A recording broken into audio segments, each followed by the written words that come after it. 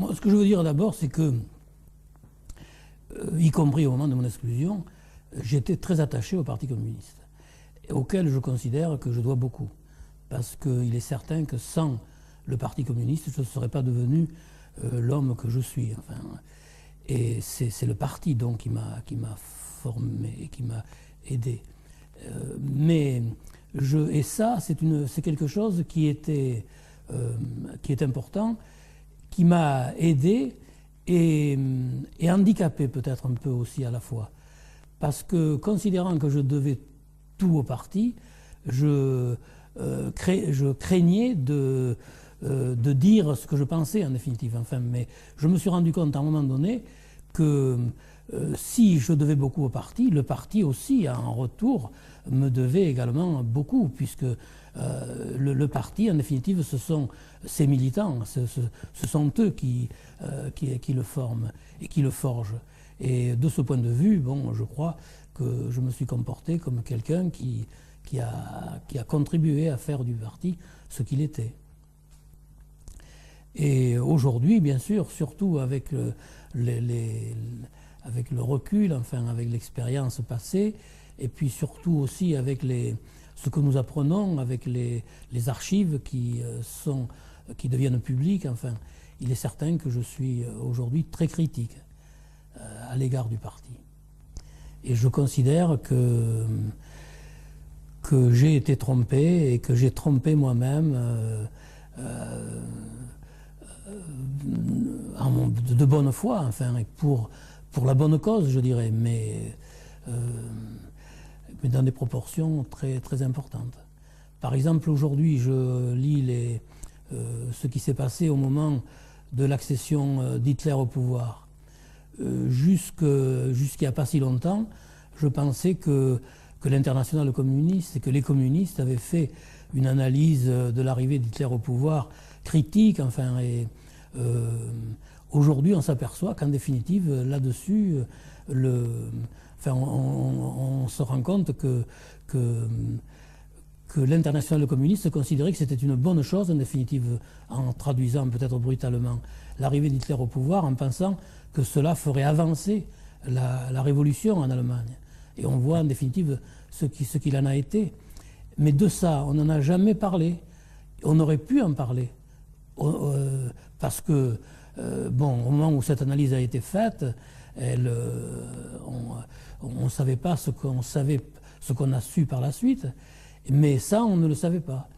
De même, beaucoup de choses. Par exemple, moi, j'ai toujours défendu l'idée que le Parti communiste, au moment, dès l'arrivée de l'occupation, enfin, s'était battu contre l'occupation. Enfin, et je considérais vraiment que les négociations dont parlaient surtout les adversaires du Parti communiste d'ailleurs, les négociations avec les Allemands pour la reparution de l'humanité, vraiment j'attribuais ça à une initiative personnelle de quelques camarades. Même si avec le recul maintenant, je me rends compte qu'en définitive, cela me posait des questions. Mais cela me posait des questions, mais je n'ai jamais posé ces questions en définitive. Alors qu'on aurait très bien pu, et ça moi c'est mon regret, et je crois d'ailleurs que c'est des choses comme ça qui ont perdu le parti, je pense que le parti serait sorti grandi s'il avait reconnu que à ce moment-là, les camarades pensaient qu'il était possible que le parti continue l'action, enfin, d'une manière officielle, sans être dans la clandestinité, et qu'ils avaient pensé que c'était une chose possible, et qu'ils avaient négocié, mais ensuite reconnaître qu'ils avaient eu tort. Enfin, mais je crois que le parti serait sorti grandi. Or, le parti n'a pas abordé les choses comme ça. Ce sont ces questions, en définitive, que je me pose maintenant. Mais je dois être honnête, c'est des questions, même si je pense qu'elles se posaient dans ma tête, ce ne sont pas des questions que j'ai posées. Enfin, Et puis je crois même qu'avec notre culture, là, quand on avait des questions, enfin, ou peut-être moi, personnellement, peut-être, mais quand on se posait des questions par rapport à la politique du parti, et des questions, je dirais, embarrassantes pour le parti, eh bien, on évacuait. on craignait peut-être d'apparaître comme des adversaires du parti, alors que je pense que la réalité devrait être tout autre. Et moi, aujourd'hui, quand je réfléchis à tout ça, je me dis que, et c'est là-dessus d'ailleurs que nous avons été trompés, parce que dans les écoles du parti, on nous a enseigné ces paroles de Lénine qui disait que commettre une erreur, c'était pas grave, enfin c'est pas ce qui est grave. Ce qui est grave, c'est de ne pas la reconnaître pour corriger. Or, le parti n'appliquait pas à lui-même ça. Il l'enseignait, mais il ne l'appliquait pas à lui-même. Et c'est ça, en définitive, qu'aujourd'hui je comprends mal, enfin j'apprécie mal. Alors que aussi, par exemple, un autre enseignement, l'homme, le capital le plus précieux, c'est vrai que cette phrase de Staline, enfin, on l'a répétée des centaines de fois, alors que, que des camarades d'organisation du parti savaient que ce qui s'était passé avec Staline, en définitive. Je crois que c'est tout ça qui, en définitive, avec le recul, nous fait réfléchir. Et ceci étant dit, moi, aujourd'hui, là, je me dis que l'idéal était quand même était beau. Enfin, c'était un idéal qui valait la peine de se mobiliser. Et aujourd'hui, alors que je suis plus communiste, bon, je suis exclu, et puis que j'ai été exclu à un moment où je luttais pour la reconstruction du parti. Enfin, au moment où on a décidé d'engager une action à l'intérieur du parti pour le transformer, au moment de la perestroïka, au moment de Gorbatchev. Mais depuis le putsch de Moscou, je considère que le Parti communiste ne peut pas être amendé, enfin ne peut pas être corrigé, il faut faire autre chose. Donc je suis... Mais en même temps, personnellement... Vous avez eu une citation, là, vous avez dit « je suis », et à un moment vous avez dit « je ne suis plus communiste », mais comment aujourd'hui vous vous qualifiez sur le plan politique ? Eh bien, oui, je me qualifie, je suis plus communiste parce que je considère que le Parti communiste ne peut pas, après le putsch, après les événements de Moscou, puisque partout, en définitive, où des communistes ont essayé ont attiré l'attention, parce que dans tous les partis, il y a des communistes qui ont dit au parti, qui se sont rendus compte que le parti allait dans une impasse, enfin que le parti allait dans le mur. Mais tous ont été écartés, plus ou moins rapidement en définitive, et n'ont pas été écoutés. Et dans les pays socialistes, et l'Union soviétique en particulier, ils ont été même sanctionnés, frappés, pourquoi pas fusillés dans certains cas. Et au moment de la perestroïka, après l'expérience de Khrouchtchev, enfin, et puis la période de la stagnation de Brejnev, il y a eu Gorbatchev. Et avec Gorbatchev, c'était, je dirais, au niveau du secrétariat général du parti, qu'on posait le problème de transformer le parti, d'en faire autre chose, y compris, on sait que Gorbatchev avait l'intention de, y compris, changer le nom du parti.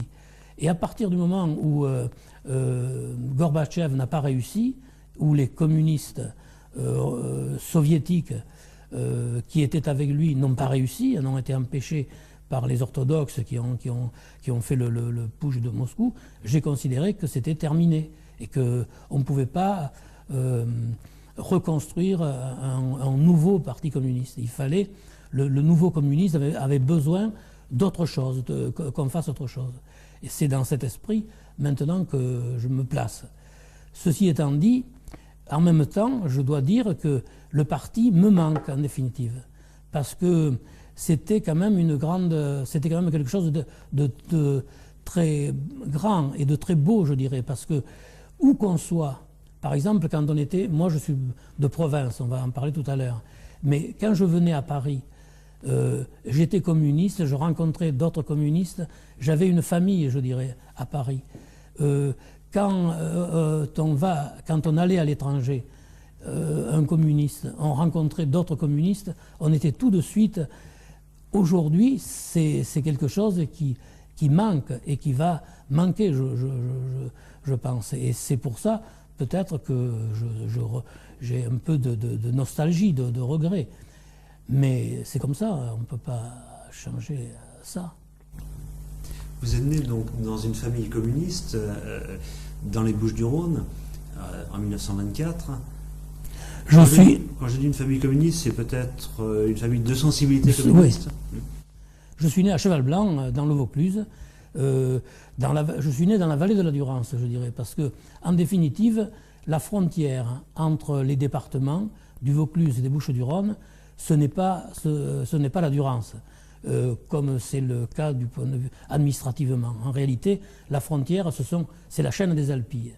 Et la Durance, au contraire, je crois, c'est un lieu de rencontre, c'est un lien entre les paysans des deux côtés de la Durance. Et par exemple, on est né à Cheval-Blanc, mais au marché de Cavaillon, au marché de Château-Renard, ou un des marchés est dans les Bouches-du-Rhône, l'autre dans le Vaucluse, les paysans de la vallée donc se retrouvaient. Alors je suis né dans une famille de paysans, de maraîchers, c'est les ouvriers spécialisés de l'agriculture, comme disait mon grand-père, et on cultivait les melons, les artichauts, les asperges, les salades. Enfin. Et mon père était de gauche, enfin il était de tendance, il était d'une famille très catholique. Il avait été d'ailleurs élevé à l'église, il était enfant de chœur, etc. Enfin, et puis il a fait la guerre, et après la guerre il a rompu avec tout ça. Et puis c'est après la guerre aussi, je crois, qu'il s'est rapproché de la gauche. Enfin, et à l'époque, pendant une période du Parti radical, qui était un véritable parti de gauche à l'époque, et puis du Parti socialiste. Mon grand-père, du côté maternel, était socialiste, lui. C'est resté un vieux militant socialiste. D'ailleurs, je me souviens toujours, c'était quelqu'un de très intelligent, et que lorsque j'ai été élu membre du comité central, une chose à laquelle personne ne s'attendait, y compris moi d'ailleurs, et quand je suis revenu à Cheval-Blanc, quand je l'ai rencontré, il m'a félicité d'être membre du comité central, et il m'a dit qu'il était fier. Et il m'a dit aussi que lui, il m'a dit, moi tu comprends, j'ai toujours eu la carte du Parti socialiste, je garde la carte du Parti socialiste dans la poche, mais si j'avais ton âge, je serais sans doute communiste. C'est une chose qui m'avait marqué. Et donc lui, il était socialiste, et mon père a adhéré au Parti communiste au moment, je crois, où il est venu s'installer dans une ferme à Saint-Hyacinthe-du-Grèce. Parce qu'à Cheval-Blanc, il avait une très petite ferme, où il était fermier, enfin. Et comme nous étions 6 enfants, puis que les aînés commençaient à grandir, enfin, il a pensé qu'il avait besoin de s'installer dans une ferme plus importante pour pouvoir travailler avec nous. Et il est venu de s'installer à Saint-Hyacinthe-du-Grèce. Alors à Saint-Hyacinthe-du-Grèce, c'était un petit village dans les Bouches-du-Rhône, donc, près de Tarascon. Et c'est là qu'il a adhéré. Il était membre du Parti communiste. Je ne sais pas si c'est là qu'il a adhéré ou si c'est avant, mais enfin, il était communiste. Et il a été à l'origine de la création de la cellule communiste, enfin d'une activité communiste très importante. C'était au moment de la crise de 1933-1934, où il y avait la mévente des produits agricoles. Et donc, il avait des difficultés, mais en même temps, il travaillait pour essayer d'organiser les paysans afin de faire face à cette situation. Alors, comme tous les fermiers, il avait des difficultés, puisque ses productions ne se vendaient pas, il avait des difficultés à payer le bail, à payer le loyer de ses terres, enfin. Et le propriétaire, c'était le boulanger, le propriétaire du Mas. C'était le boulanger du village. Et qui était, bon, lui c'était un brave homme d'un certain âge, enfin. Mais son gendre était un type de droite et très, enfin, très, très virulent. Et mon père et le boulanger et le propriétaire de la ferme s'étaient arrangés. Et le propriétaire avait dit à mon père, tu payes le pain Et puis pour le bail, on s'arrangera. D'ailleurs, tu n'es pas le seul à être dans cette situation, et on s'arrangera toujours après.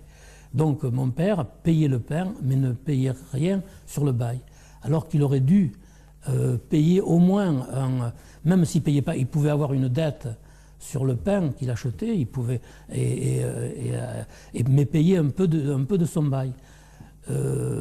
Parce qu'il s'est trouvé en difficulté. Après, comme il ne payait pas du tout, sous la poussée du gendre, le propriétaire a engagé une procédure contre mon père, enfin, qui s'est terminée par l'expulsion de la ferme. On a été expulsés. Et à l'époque, c'était en 1935, je crois que c'était en 1935, à l'époque, ça avait fait beaucoup de bruit dans la région. Et c'est peut-être une des premières actions publiques, je crois, que le Parti communiste a menées pour défendre le mouvement, un paysan. Je crois même que Renaud Jean, enfin moi j'entendais à l'époque parler de Renaud Jean, que Renaud Jean est venu dans cette période-là. Il a eu de très grandes manifestations, mais ça n'a pas empêché l'expulsion de se faire. Et nous avons été les chevaux, les poules, les lapins, enfin tout ce qui faisait la ferme et le matériel, tout ça a été transporté dans les arènes de Saint-Yves-du-Grèce à l'époque. Et nous sommes allés après, toute la famille, à l'école, à la mairie. Là, on s'est d'abord installé dans la salle des fêtes, et ensuite le directeur d'école, parce qu'il y avait 2 logements de fonction, un pour le directeur, un pour la directrice, puis c'était une école garçon et une école fille. Et comme le directeur et la directrice étaient mari et femme, ils occupaient qu'un logement. Et le directeur à l'époque nous a mis à notre disposition ce logement. Donc, en plus de la salle des fêtes, on avait un logement. Et puis nous sommes restés comme ça pendant un certain temps. Enfin, donc cette famille-là, il y a d'ailleurs une photo qui avait été faite de toute la famille, parce que nous étions 6 enfants, et il y a une photo de solidarité qui a été diffusée dans toute la région là-bas par le Parti communiste. Donc moi, je dirais que j'ai eu les premiers contacts avec le parti, je les ai eus à cette époque où j'avais une 10-11 ans, enfin 10-11 ans. Et j'ai gardé des souvenirs. Par exemple, un jour, mon père m'avait emmené à la réunion de la cellule.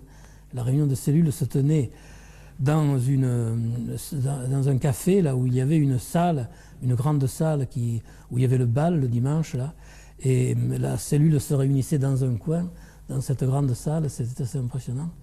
Et il y avait un camarade là, qui animait la cellule, et ce jour-là, il avait parlé du propriétaire de la ferme, et il avait dit qu'il avait un cœur de pierre, parce que c'était un camarade qui avait souvent des images, et ça, c'est une chose qui m'était restée. Et malgré que j'avais j'avais une dizaine d'années, 10-11 ans, enfin, j'avais participé à cette réunion de cellules.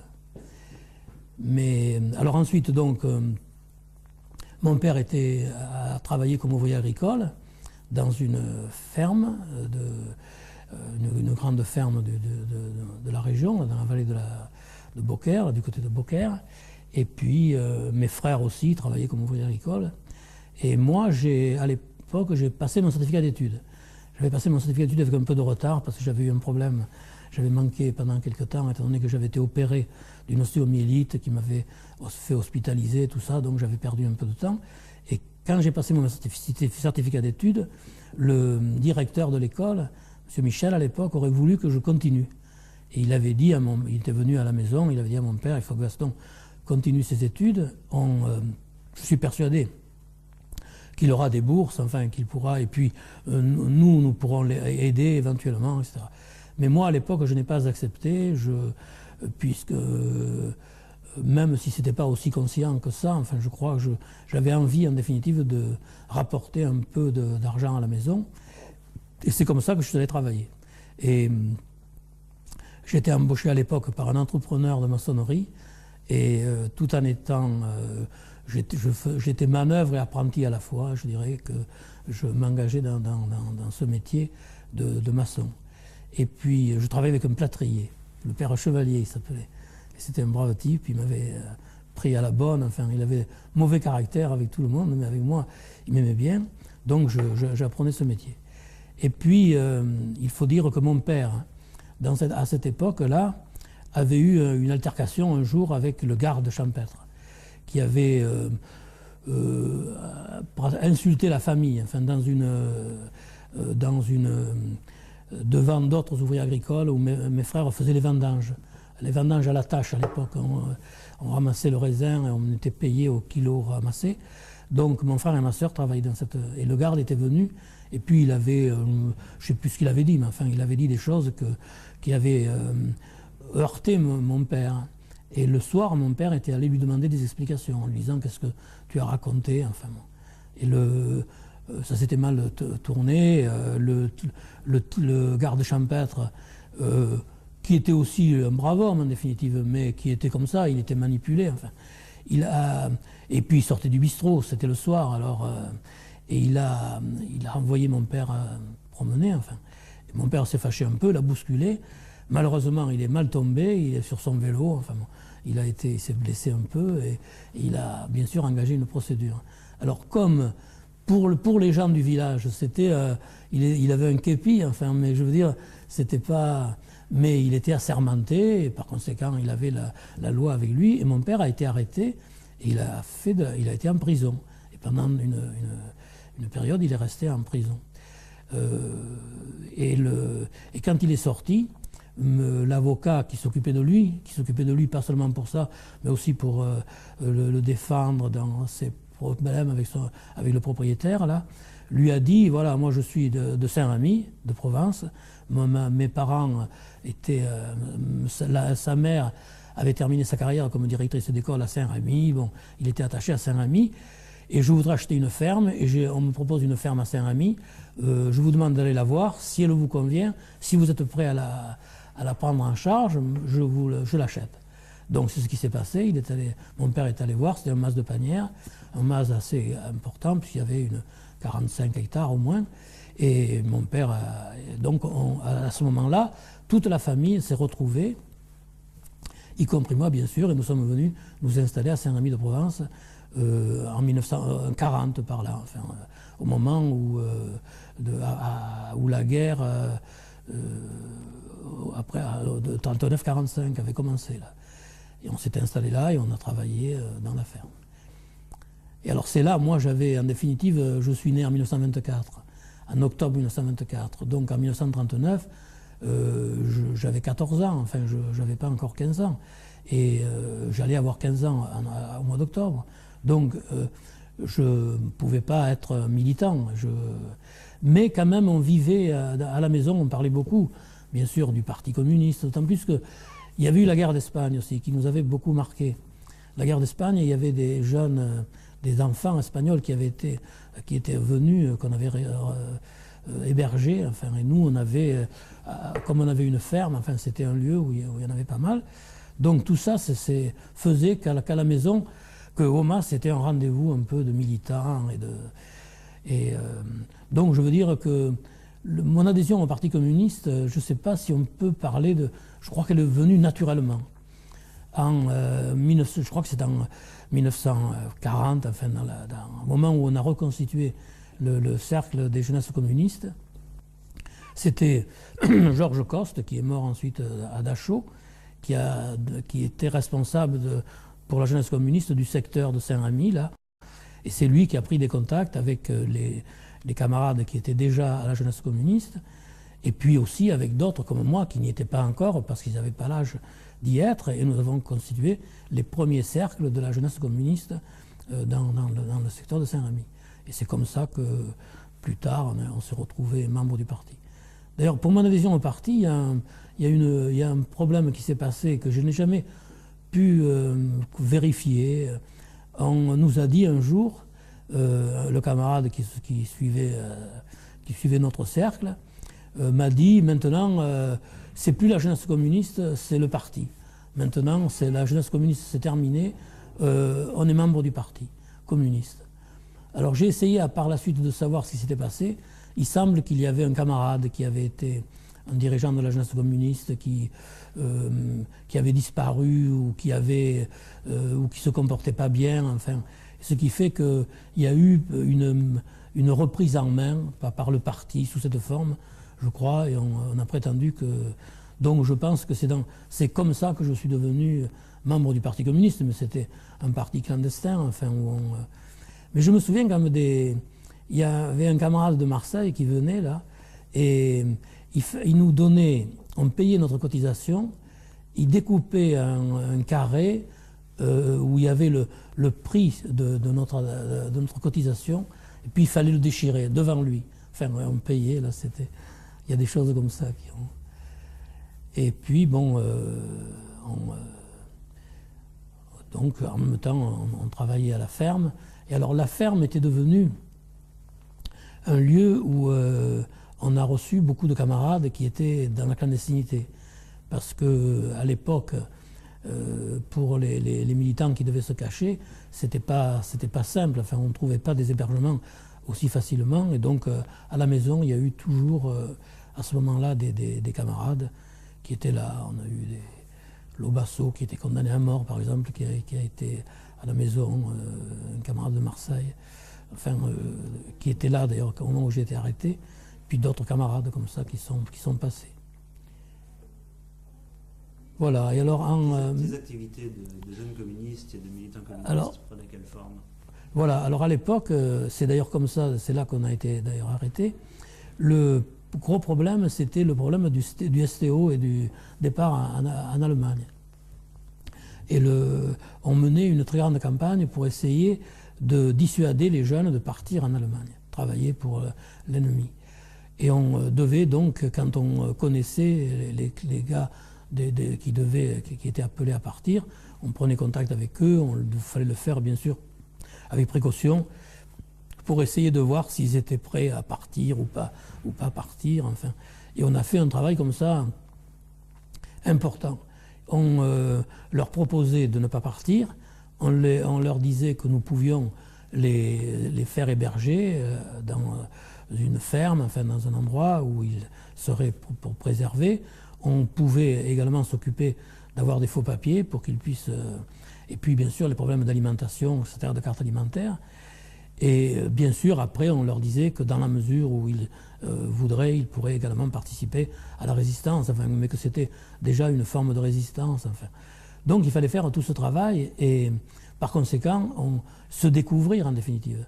Et c'est comme ça qu'à Saint-Rémy, l'alerte, je dirais, a été un peu donnée. Enfin, on a su que la police a su sans doute qu'il y avait des gens qui faisaient de la résistance, enfin, qui travaillaient pour la résistance.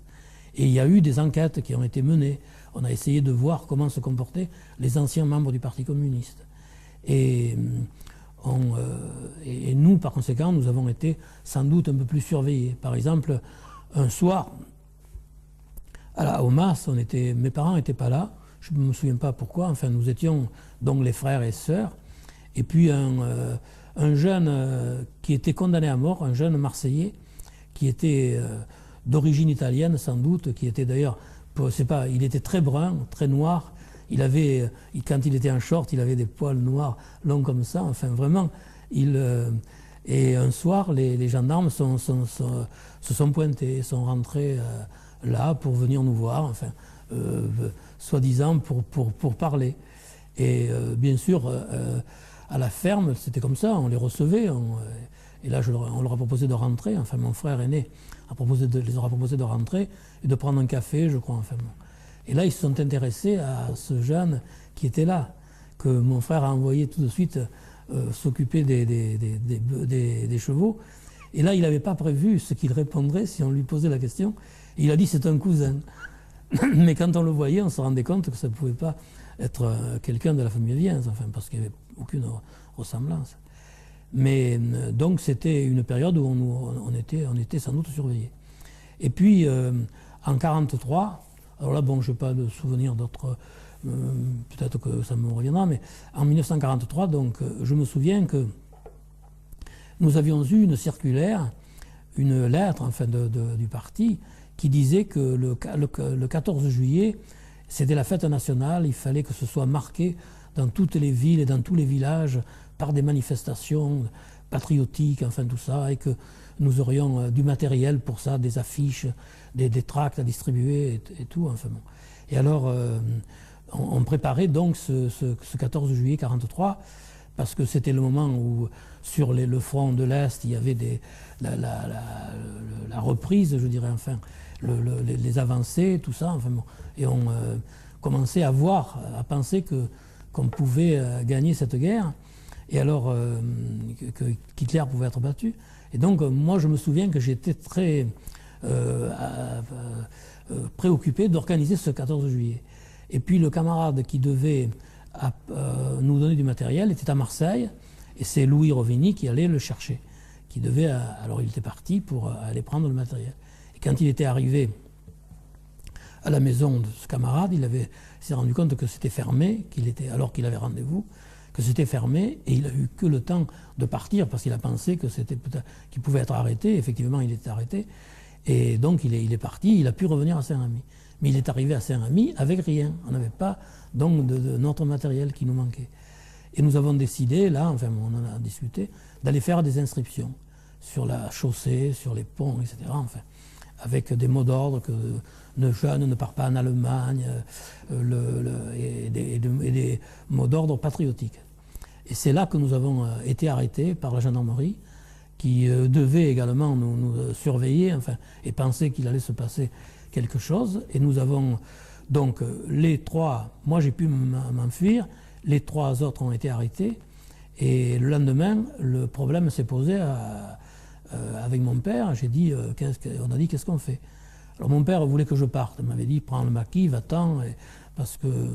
Et moi j'avais dit que si je partais, eux auraient des ennuis. En plus, à la maison, il y avait donc des clandestins, tout ça.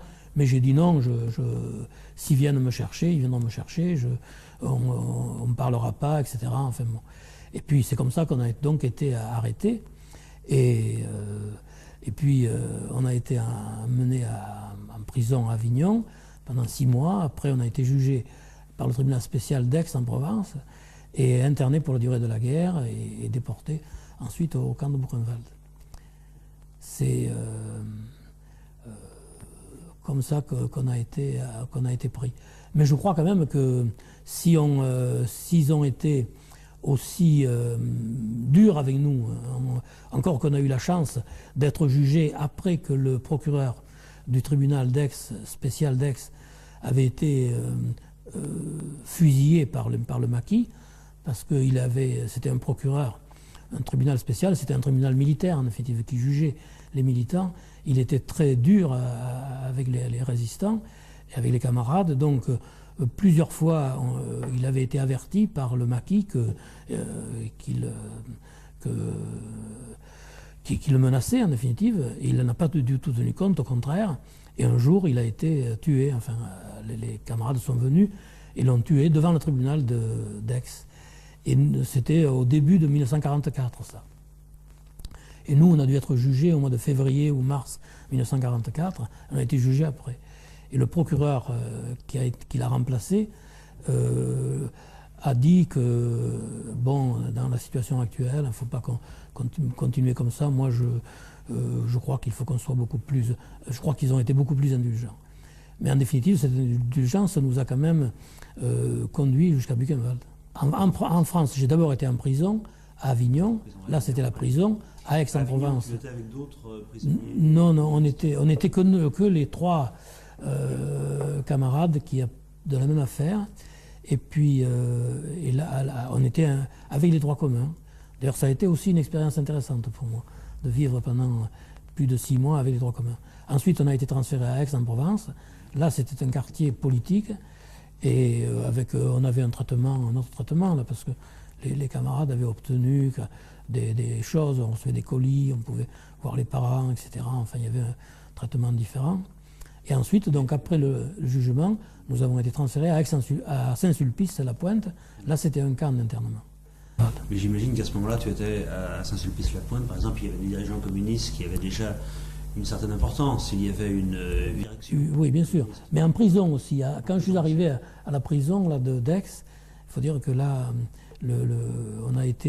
ça a été l'école tout de suite parce que on avait des livres, on avait des conférences, on avait des cours. Enfin, c'est là qu'on a commencé à travailler.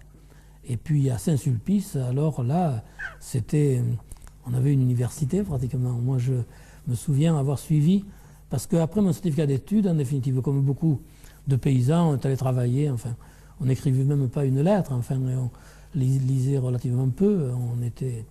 Et arrivé à Saint-Sulpice, j'ai suivi des cours politiques, bien sûr, mais aussi des cours de français supérieur.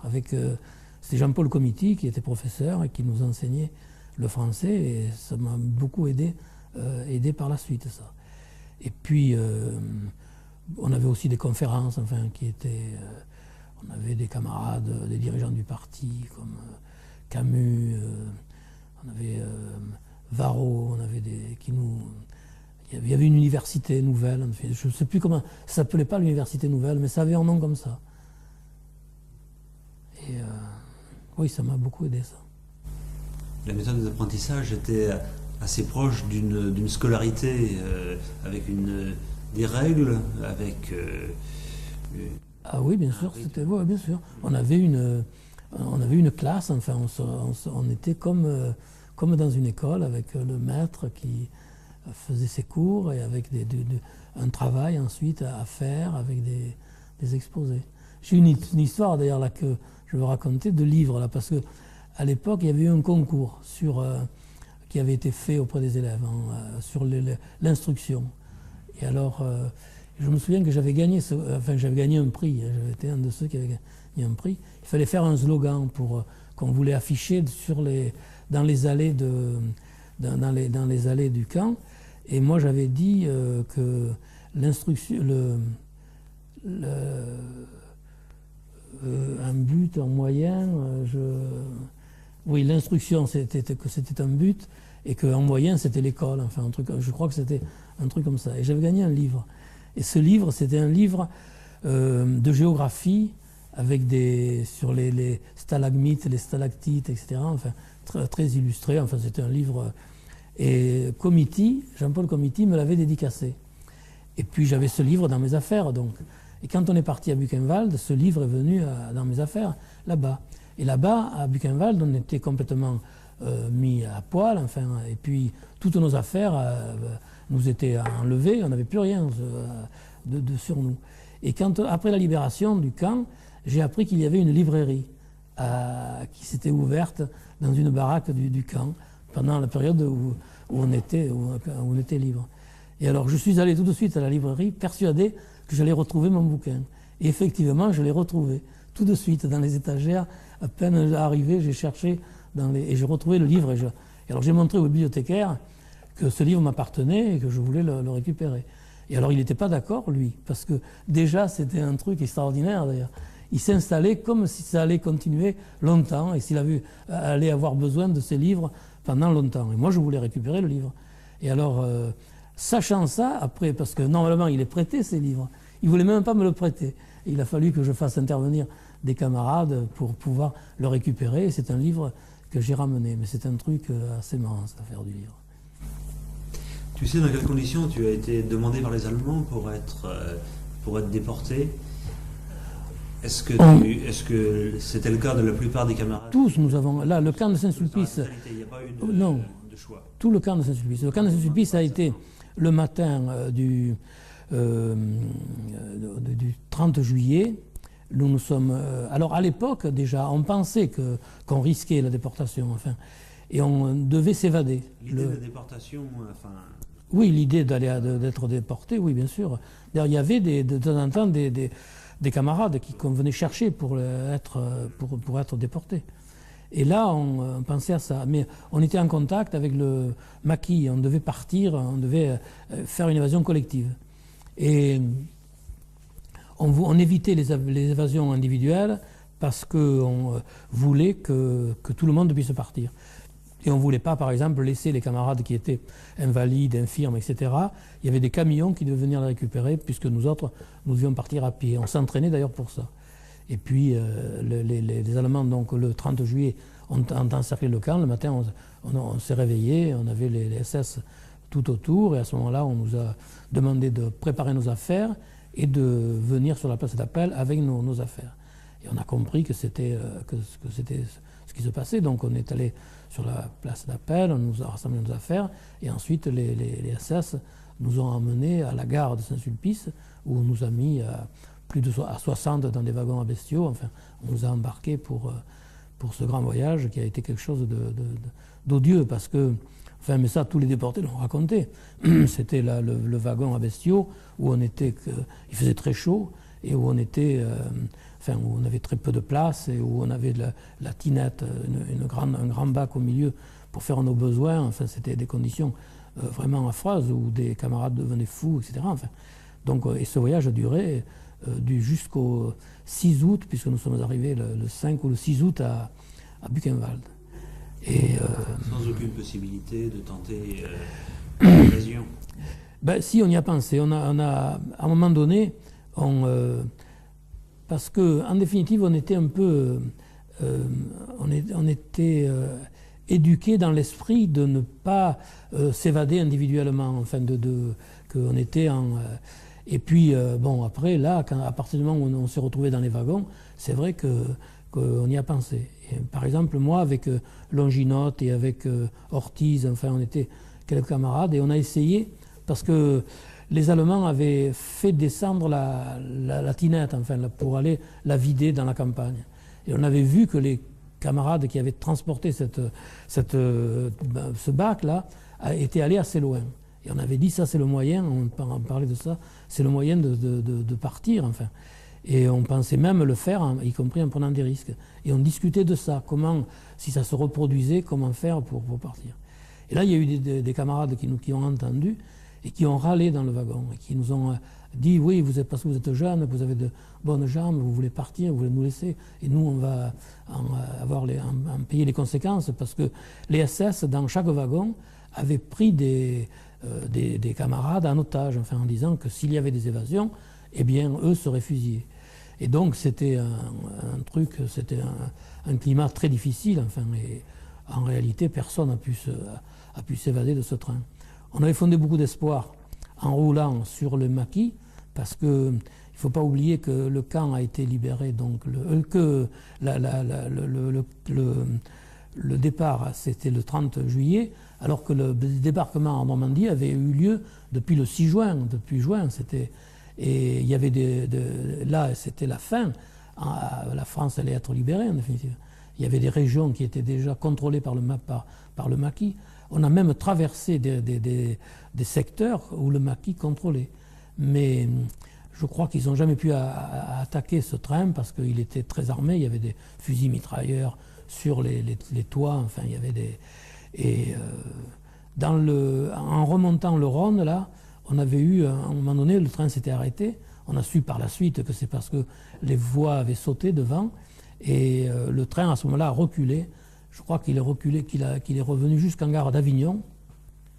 Et puis de là, on est reparti sur une autre voie. Enfin, et puis après, il a fini par passer, en définitive, partout. Et on s'est retrouvés comme ça au camp de Buchenwald. Et à Buchenwald, c'est déjà une période où les communistes étaient organisés à l'intérieur du camp, donc tu as pu bénéficier tout de suite d'informations, peut-être d'une protection aussi, enfin d'un environnement qui n'existait pas quelques années avant. Là, il s'est passé une chose que, bon, je n'ai pas trop pu ensuite le vérifier, mais parce que moi j'étais responsable d'un groupe de 3, comme on était organisé là. Et à partir du moment où le matin, là, les Allemands ont encerclé le camp, tout ça, on n'a plus eu de directive. Enfin, on a dû prendre nous-mêmes des initiatives. Enfin, moi, j'ai dit aux camarades, bon, maintenant, c'est comme ça, on va en Allemagne, on verra bien ce qui va se passer.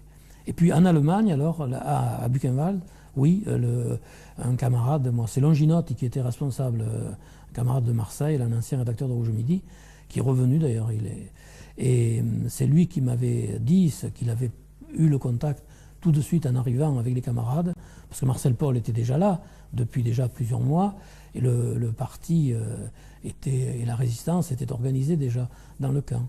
Et là, Longinotte avait dû d'ailleurs fournir les noms des camarades sur lesquels on pouvait compter, etc. Et je sais que parmi les camarades, enfin c'est comme ça qu'il m'avait dit, il m'avait dit que j'ai donné ton nom parmi les camarades sur lesquels on pouvait compter. Donc c'est comme ça que je me suis retrouvé engagé dans l'organisation de la résistance au camp de Buchenwald.